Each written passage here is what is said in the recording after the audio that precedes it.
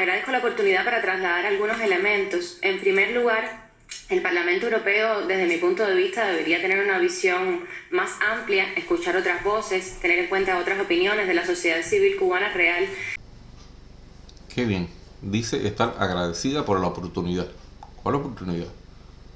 Si ustedes, los representantes del régimen de Cuba, son los únicos que tienen siempre la oportunidad.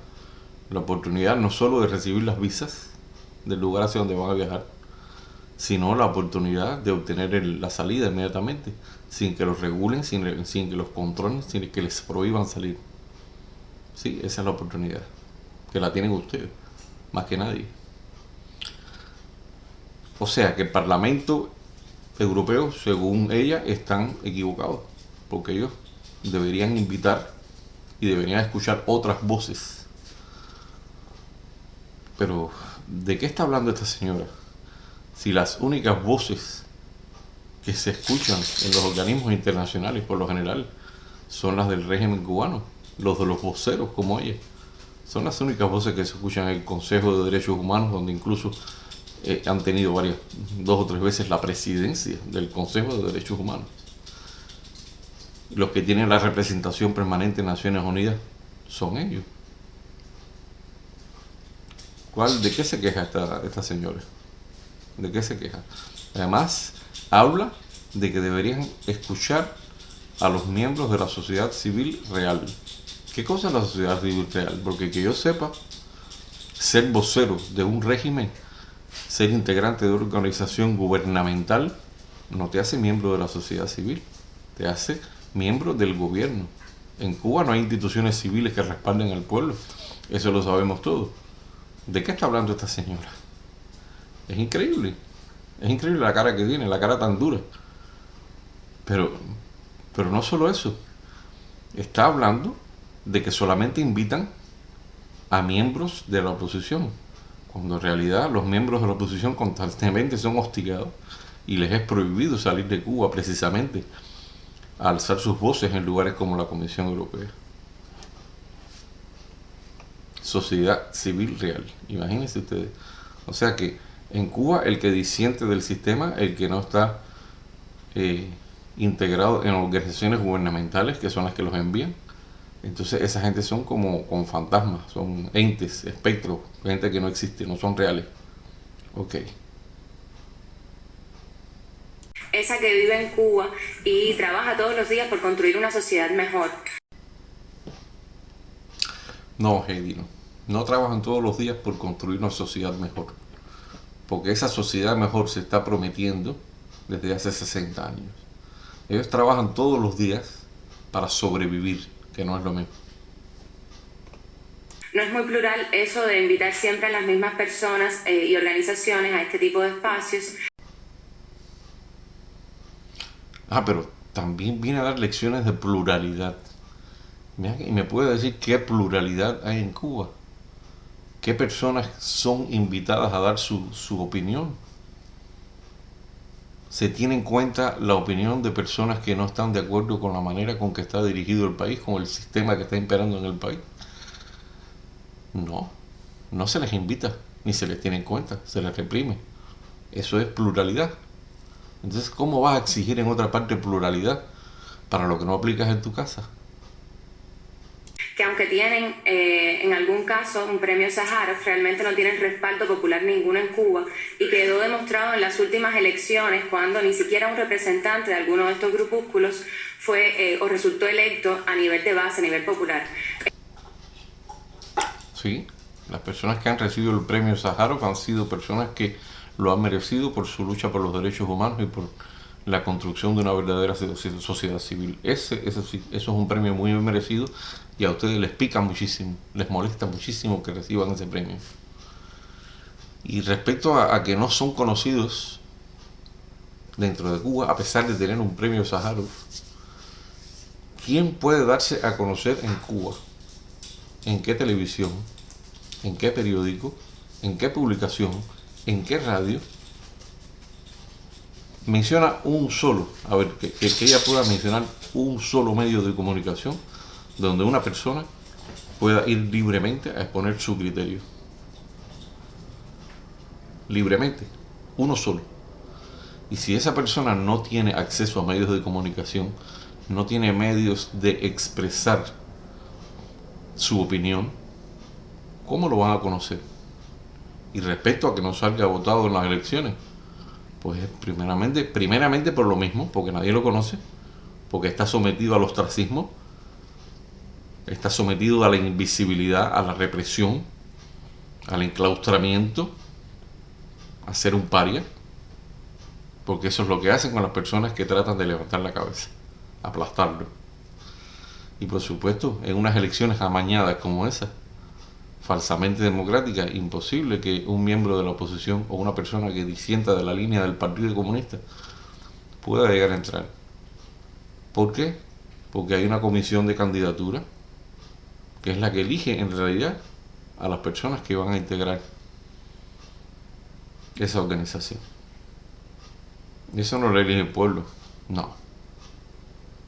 El pueblo va y mira en una vidriera una biografía de gente que tampoco conoce, pero que son las que le han impuesto, con una foto y con su síntesis biográfica, etcétera, etcétera. Pero de los otros no va a haber nada. Porque esos sí son totales desconocidos, porque así lo quiere el gobierno. Así quiere el gobierno, que queden mudos. Que no haya una sola voz que se alce y que lo pueda escuchar la masa popular.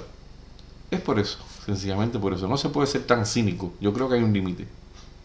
Es comprensible, por supuesto, que utilicen estos espacios e instituciones para buscar la legitimidad y el reconocimiento que no tienen dentro de la sociedad cubana. Sí, es muy lógico que busquen ese espacio para ser escuchados, al menos en alguna parte, ya que dentro de su propio país se les impide ser escuchados. Bueno, pues tienen que buscar otro espacio donde al menos puedan ser escuchados y reconocidos.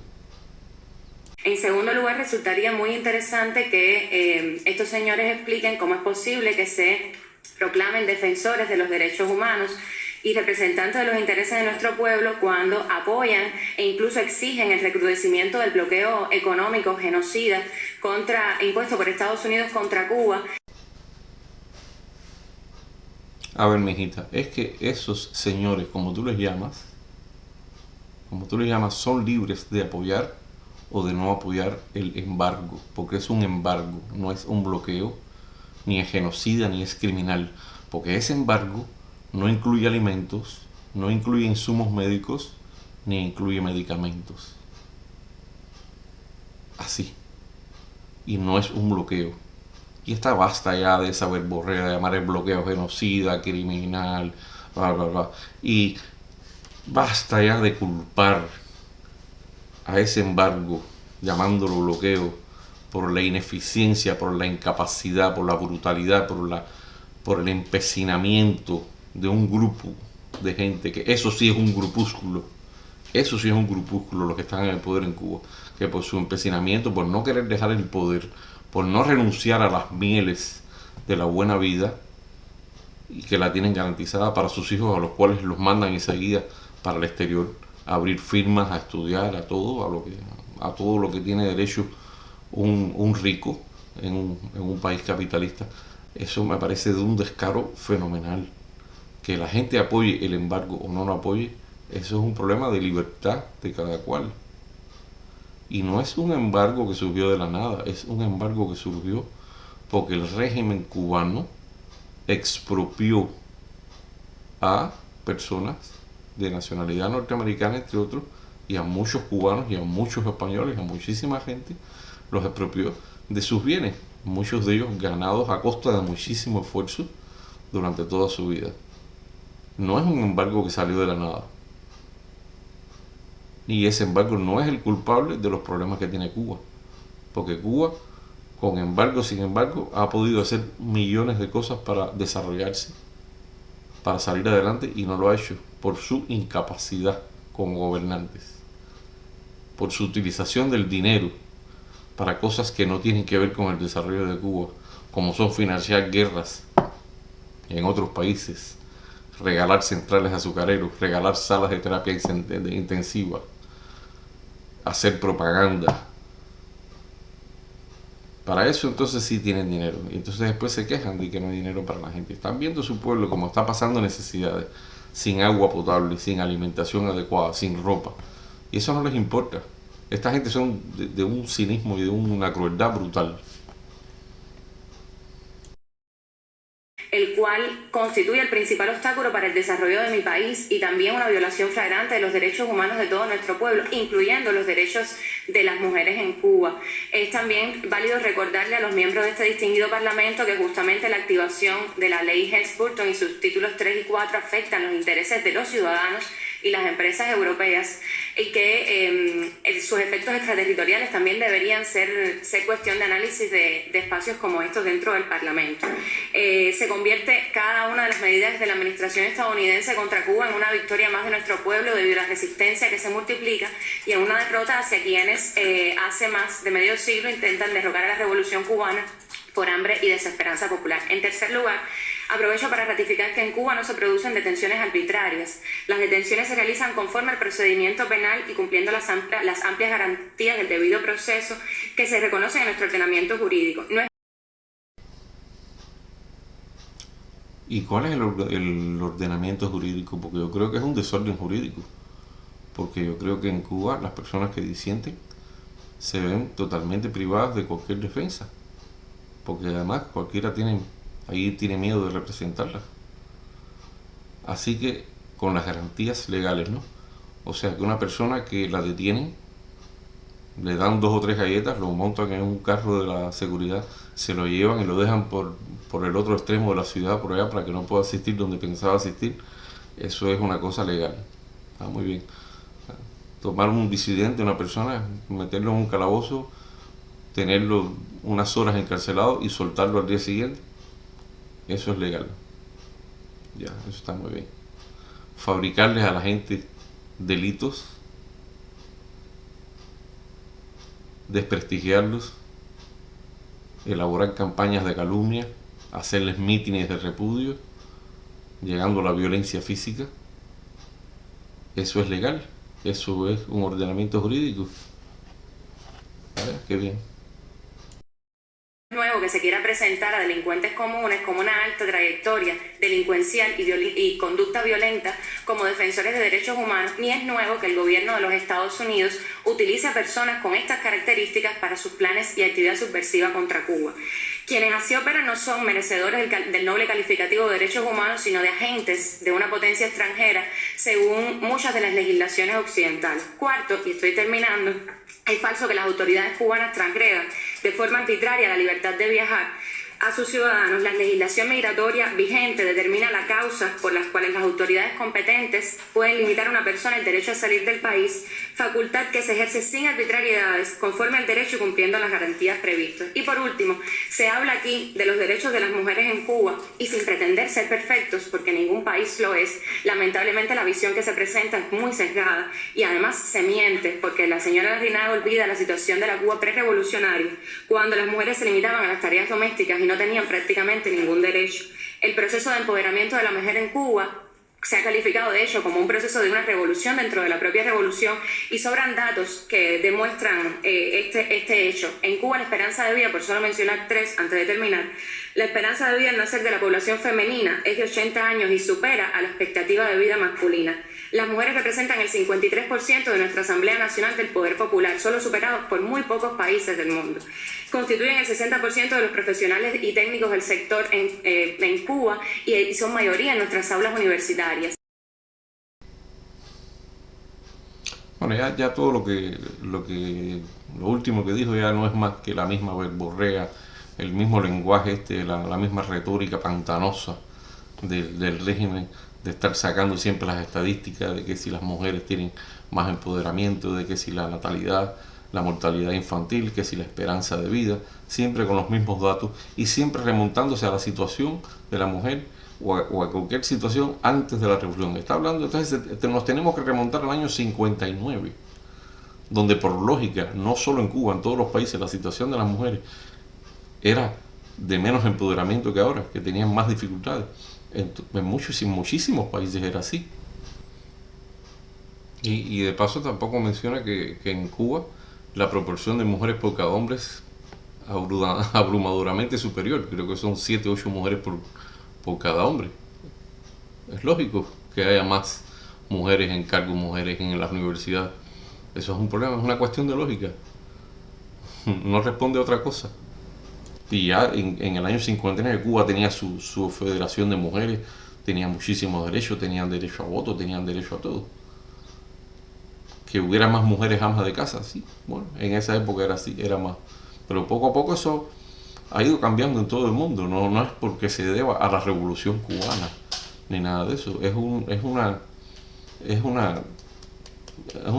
cosa directa, es una cosa natural de la evolución humana. Que se produzcan cambios y que se produzcan este tipo de cambios para beneficio de las mujeres, de las minorías, de quienes sean. Y respecto a la mortalidad y al índice de la esperanza de vida, también es parte de lo mismo, señores. Todas las sociedades van evolucionando de una manera o de otra. Pero en el tema en el que Cuba está atascada es, primero, en no decir la verdad nunca, en no admitir una opinión contraria, en reprimir a quien piensa diferente o a quien trate de expresarse. Pero ¿hasta cuándo, señores? ¿Hasta cuándo va a ser el descaro de personas como esta señora? Que venga a estar difamando y venga a estar diciendo y tratando de delincuentes comunes a personas que están incluso encausadas sin ninguna prueba. Se les fabrican las pruebas y todo el mundo sabe perfectamente cómo se hace en Cuba, es muy fácil.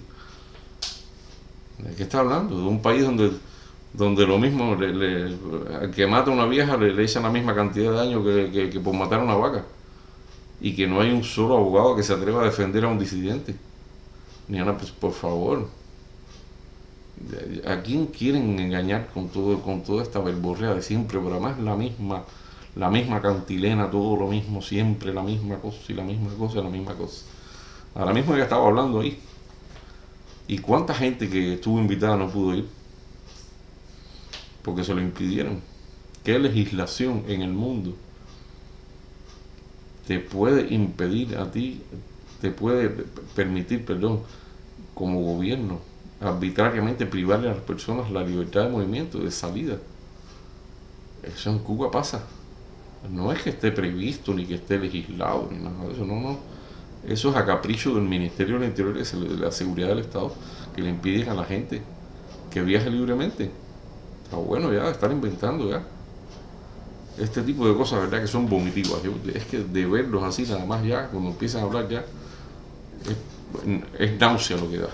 Es increíble el nivel de descaro de esta gente. Y cómo se atreven a pararse en un parlamento de países democráticos a estar justificando todas las barbaridades que hacen, pretendiendo separar derechos básicos de derechos humanos, derechos civiles, haciéndolo todo a su forma. Señores, los derechos humanos son derechos humanos, no son de un tipo ni de otro, no son derechos humanos.